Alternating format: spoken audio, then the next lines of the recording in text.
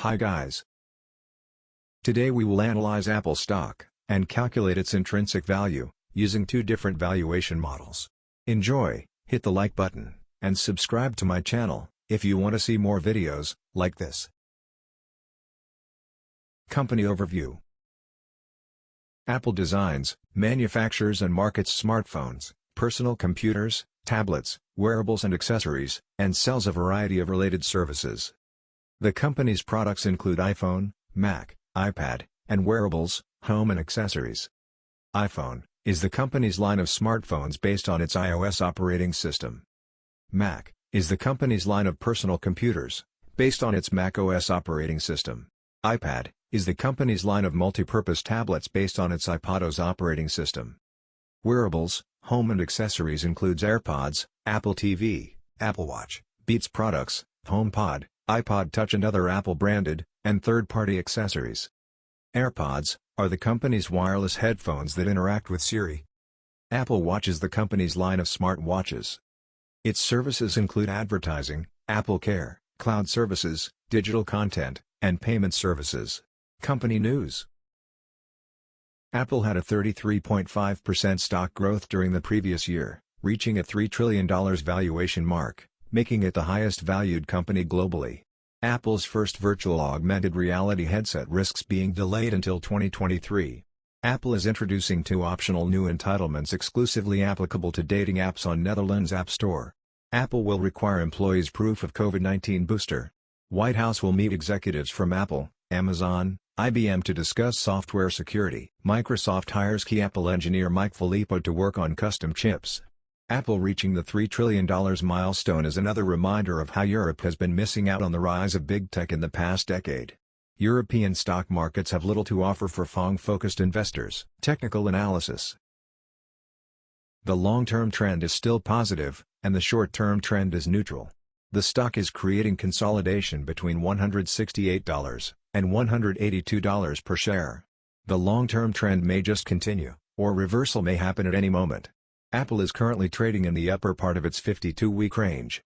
The S&P 500 index is also trading in the upper part of its 52-week range, so, Apple is performing more or less in line with the market. Looking at the yearly performance, Apple did better than 90% of all other stocks. On top of that, Apple also shows a nice and consistent pattern of rising prices. Apple is one of the better performing stocks in the technology hardware, storage and peripherals industry. Company strengths. Unique ability to design and develop proprietary hardware, software, applications and services. With annual revenue in the $300 billion range for 2021, Apple is by far the biggest buyer of electronic components, semiconductors, and other parts. Apple is currently in the middle of massive growth, as sales of iPhones, iPads and Macs exploded during the pandemic. Apple's annual revenue for its fiscal 2021 was up 33% from 2020 to $366 billion. The strongest growth in Apple product categories aside from iPhones, was in its services business, which includes sales from the App Store, music and video subscription services, advertising, extended warranties, and licensing. Apple's services grew 26% annually. Rising demand for laptops and tablets from businesses, schools and consumers, in a post-pandemic world has had a permanent positive impact on the installed base for these devices. New Apple products will gain traction over the next 3 to 5 years, like Apple AR/VR goggles, smart glasses, cars. Risks. The company depends on the performance of distributors, carriers and other resellers.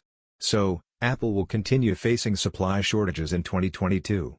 Risks related to product launches and innovations, longer than expected hardware replacement cycles, potential higher tax rate, and regulatory scrutiny within its services business. Tim Cook's, CEO, retirement and replacement may have a substantial impact on Apple's business. The company's future performance depends in part on support from third-party software developers. Among the mega-cap tech stocks, Apple is most exposed to the worsening relations between the US and China. Over the last few years, Apple has constructed a large network of suppliers in China in order to reduce costs. As a result, it has become one of the most exposed stocks to the Asian country. Past performance. The company has a proven track record of good performance in the past. The company's earnings have grown by 12% per year over the past 5 years. Revenue was growing as well. Look at its operating cash flow. It shows how the company was good at generating cash from its business operations in the past.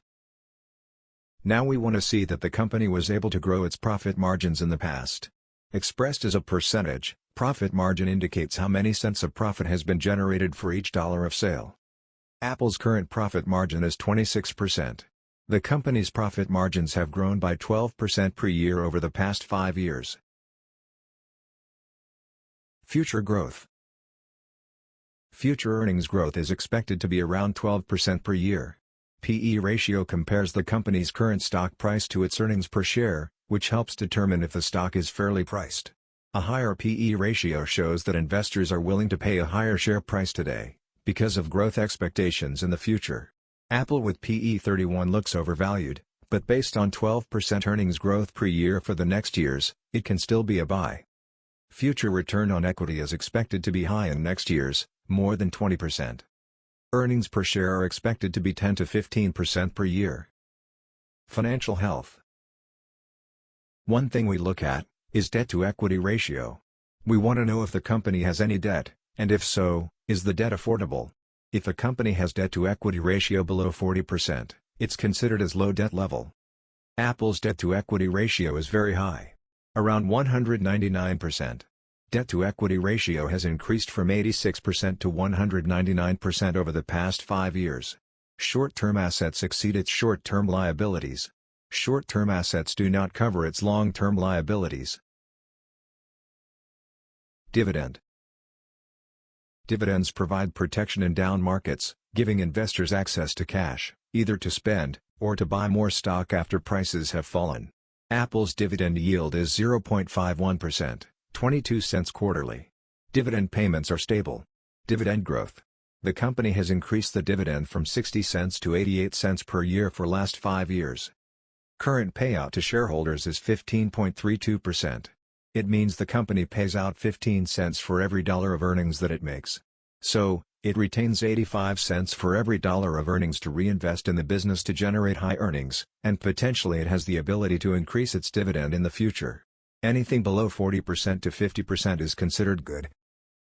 Shareholders. See top 5 institutional shareholders of the stock in the chart. Those companies are solid. That's a good sign for investors. Shareholders have not been diluted in the past year. Now let's see if the current price of the stock is fair. We use discount rate 10%. EBITDA multiplier is 18.05, it's a standard for the industry.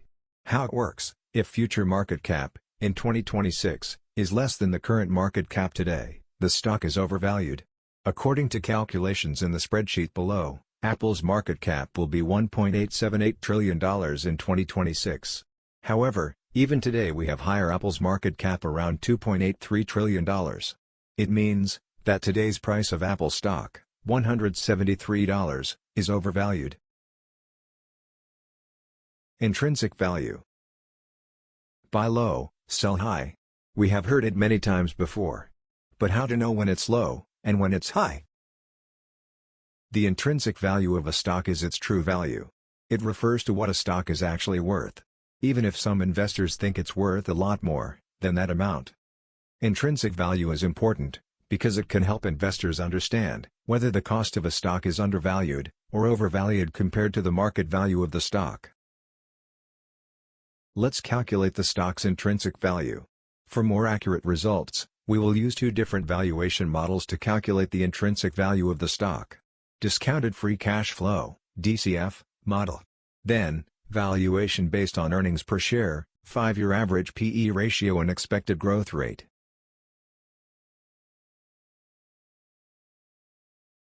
First model. Discounted free cash flow valuation.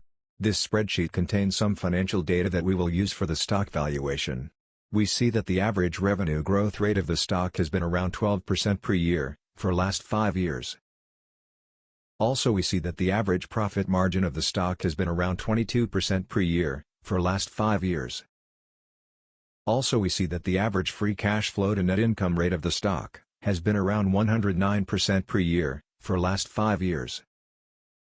And we expect 8% per year average stock market return. Now, let's consider 3 different scenarios for Apple Company: bad, average, and good.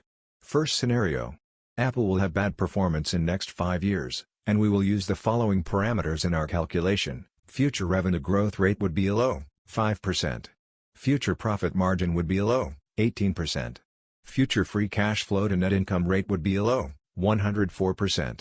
In this case, the fair value of the stock today would be $74. The second scenario.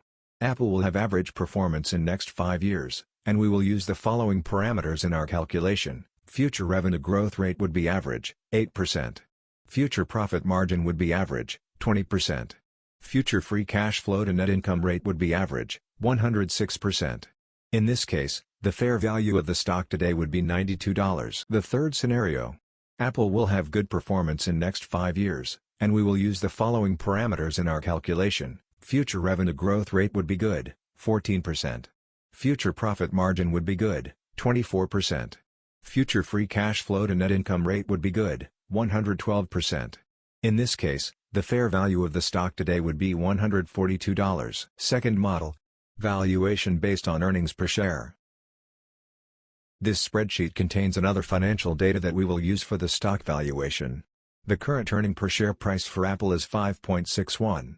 For minimum rate of return, I will use 12%, because when we invest in individual companies, we are looking for a higher return than the S&P 500. For Apple, analysts forecast growth rate around 15% per year in next 5 years, and future PE around 25. Again, I will use 3 different scenarios for Apple company: bad, average, and good. First scenario. Apple will have bad performance in next 5 years, and we will use the following parameters in our calculation. Future growth rate would be a low 5%. Future PE would be a low 16%. In this case, the fair value of the stock today would be $50. Second scenario. Apple will have average performance in next 5 years, and we will use the following parameters in our calculation. Future growth rate would be average, 8%. Future PE would be average, 19%. In this case, the fair value of the stock today would be $77. Third scenario. Apple will have high performance in next 5 years, and we will use the following parameters in our calculation. Future growth rate would be high, 14%. Future PE would be high, 22%.